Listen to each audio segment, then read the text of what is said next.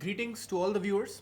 I welcome you once again to Hansraj e-Samvaad, established under the aegis of Mahatma Hansraj Faculty Development Center under the Pandit Madan Mohan Malviya National Mission on Teachers and Teaching Scheme of the Ministry of Education, Government of India. It's me, Piyush Chaudhary, once again welcoming you all. I work as an assistant professor at the Department of English at Hansraj College, University of Delhi.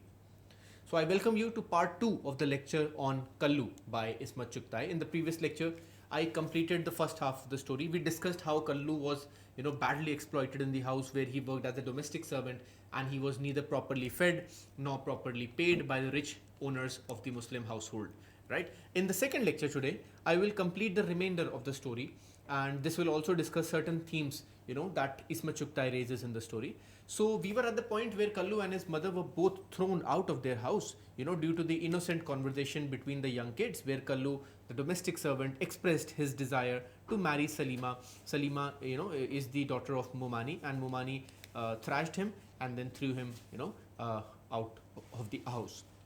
Right. Then, as the story moves forward, several years went by, and we get to know that all the girls in the family, they have now completed their education, and now they are just waiting to get married. And in the meanwhile, partition of India also happens, and since it was a Muslim family, therefore they crossed over to Pakistan, while some of their members remained over in Hindustan itself. Now what I'll do is I'll just read a few lines, and we will discuss, the feminist position that the author takes in the story. And as you can see on the screen, the years went by swiftly. As with the servant who came after him, Kallu too was forgotten.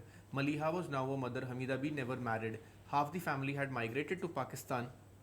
The other half remained in India. Nanni, Safi and Salima, having completed their education, were now waiting to get married, but husbands were difficult to come by. What do these lines suggest? These lines suggest that the author is talking about how marriage is the only viable option left for women after completing their education, owing to the patriarchal structures of the society. And the author herself was a staunch feminist, right? Ismat Chughtai. So therefore, the ideas related to women education and marriage will obviously be touched upon in her works. One can expect patriarchal evils written large in her works, for example, like dowry, discrimination, women's sexuality, and other women-related issues. This story also is significant because, it not just talks about how a young boy is being discriminated due to his poor class stature, but it also talks about the insidious ways in which patriarchy functions. We will come to the point where the author shows how patriarchy functions in the family in a while towards the end of the story. But before that, let me come back to the story, right? So then, what happens? Suddenly we get to know that Mr. Dean is the deputy collector, a district magistrate. So he has come to the area. We are described that he's over 6 feet tall. He is of a slightly wheatish complexion, and his overall features are attractive. And very soon we get to know that Mr. Dean is their former domestic servant Kallu, whose real name was Kalimuddin, and therefore he is now known as Mr. Dean. He's the deputy magistrate, the most powerful person in that entire area. And just a few decades later, this poor boy has gone on to become the top administrative officer of that area, right? So his real name was Kalimuddin, and people used to call him Kallu. As soon as the family gets to know, they are very excited because now everybody wanted their daughter to be married to the deputy collector or the top administrative officer of the area. No one could have believed that their domestic servant, Kallu, would have gone on to become such a successful person, Kalimuddin, Mr. Dean. Then there is one character, he's referred to as Chacha Mia, an unnamed character. He has been given the responsibility, to find daughters for, to find grooms for all the girls of the house. And in the house, the old woman, Amma, she says that she would have been very fortunate if she could get her daughter married to Kalim, right? Everyone is now willing to offer their daughters, in a platter. They are in fact desperate to make this happen. However, there is one person in the family who still hates Kallu, and that is Momani. If you remember in the previous lecture, I told you Momani was the one who physically brutalized Kallu for, expressing his desire in a playful manner to marry her daughter, right? So many people are desperate to get their daughters married to him, but then there are also many people who believe that he's there just to show off his superiority now as a district magistrate and to take revenge on Momani. And Momani is definitely terrified of this. Just a few lines below, as the narrative goes forward, Kallu is referred to as Kalim Sahab, right? So you notice how no longer Kallu is being referred to as Kallu, but rather as Kaleem Sahab. Notice the change in fortunes and the change, in which the former domestic servant is now being referred to. He's now being referred to as a Sahib, which is a respectful manner of referring to someone who's doing really good in life and someone who's an important personality. He's now a Sahib. So Chughtai is showing how society treats men only on the basis of their society, or on the basis of their status and their economic strength. Right? But contrary to popular belief, the character of Kallu is not resentful or revengeful. He is very humble. Despite being ill-treated by the members of family in his childhood, he does not harbor any resentment towards them, and he talks to everyone very politely. Right?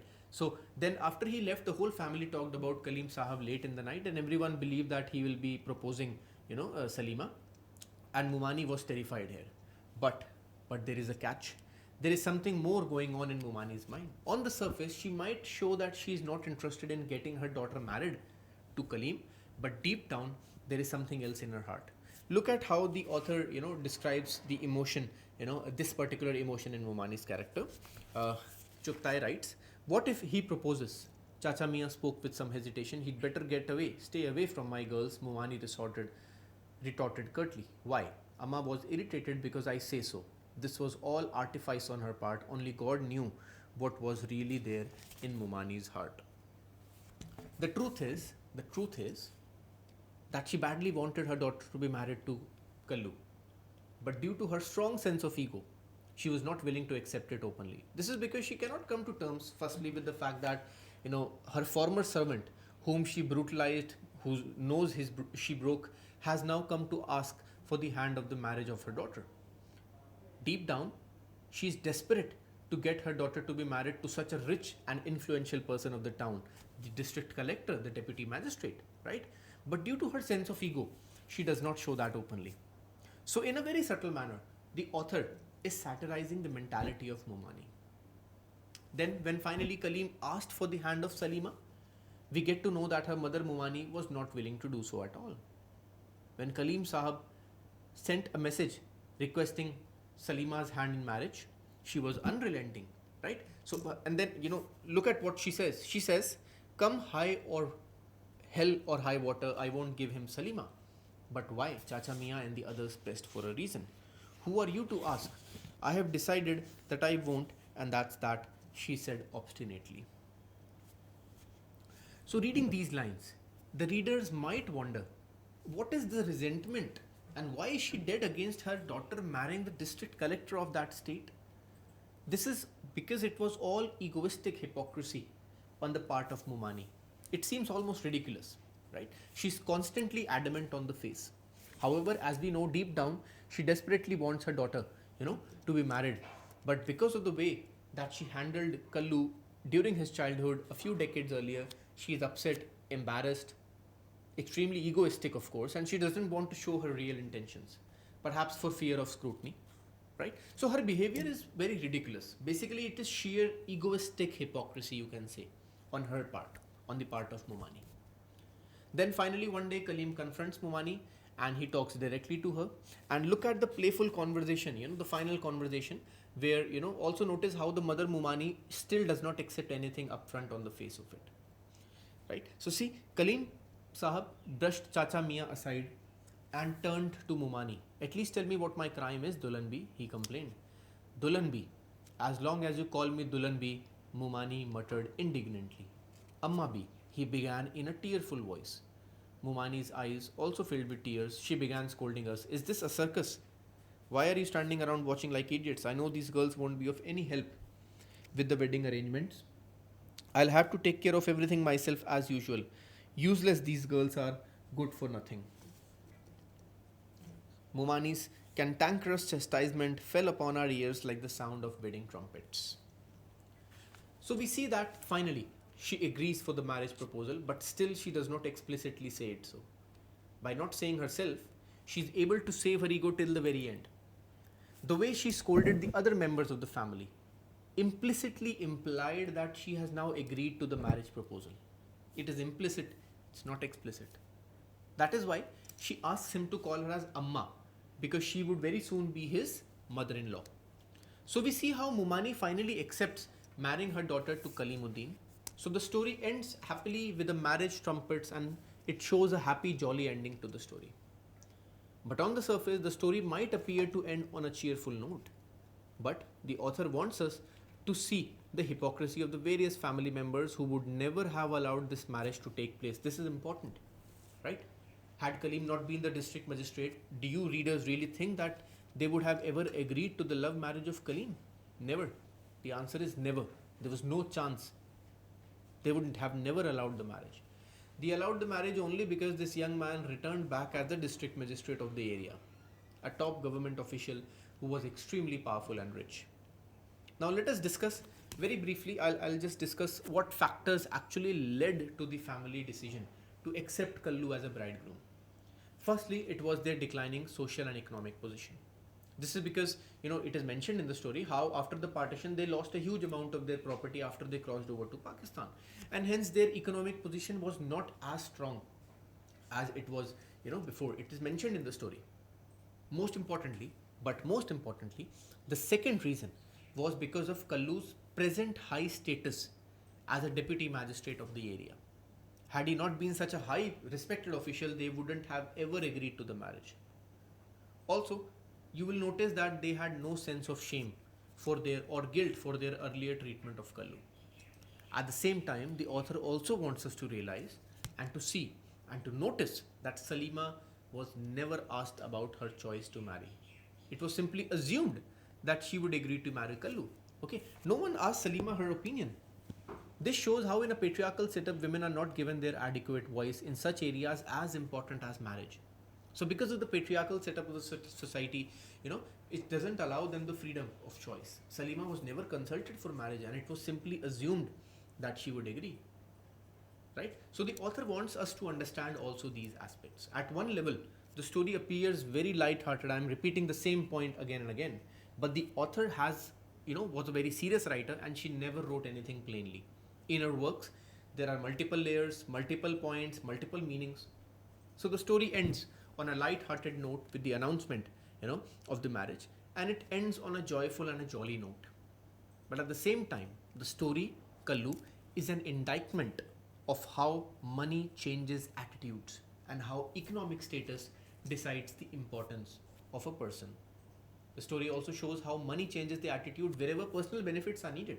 So on the surface, the story might appear to end on a cheerful note, end with the jingles of marriage, but Chughtai is also showing the hypocrisy in the family. Right? If you notice, one of the senior women condemns Mumani in the story for treating Kallu as a servant and exploiting him throughout his childhood. But this condemnation comes after he has returned as the DM of that area. Where was this concern when he was actually getting mistreated in the family? The same woman who now wanted to get his daughter married was the woman who exploited him day and night. Now that he has come back as a DM, this woman is condemning Mumani for her mistreatment of Kallu. She herself, despite all her concerns, is also an hypocrite. This woman, So don't you think so? Think on these aspects as well. Therefore, Chughtai is not as simple a storyteller as her narrative suggests. She wants us as readers to understand this with our critical thinking and our close reading of the text. So even this woman is a hypocrite through and through. In fact, the entire family is. Not only Mumani, but the entire family is. The whole family exploited Kallu. No one cared for him when he used to work day and night. And now when he's a DM, they're all trying to get close to him. No member in the family would have ever allowed this marriage had he not been the district magistrate. So at one level, the story appears light-hearted, but it's a serious story. Chughtai never wrote anything plainly. So this is the reason why, she's one of the most celebrated short story writers in Urdu literature, because she brings in new narrative techniques. She infuses irony, satire, and brings in a new feel to the short story. So she packs her stories with deep insights, with satire, humor, and irony, which keeps the reader in suspense. Also, and the reason for that is that she infuses a lot of elements in her works, like irony, satire, juxtaposition of characters, and obviously pressing issues, important issues, relevant issues, women's issues, right? And this, she packs her short stories with deep insights, humor, and keeps the reader in suspense. So if you remember in the beginning, I mentioned that this story is a multi-layered story. In my first lecture, it looks deceptively simple, but it's not that simple.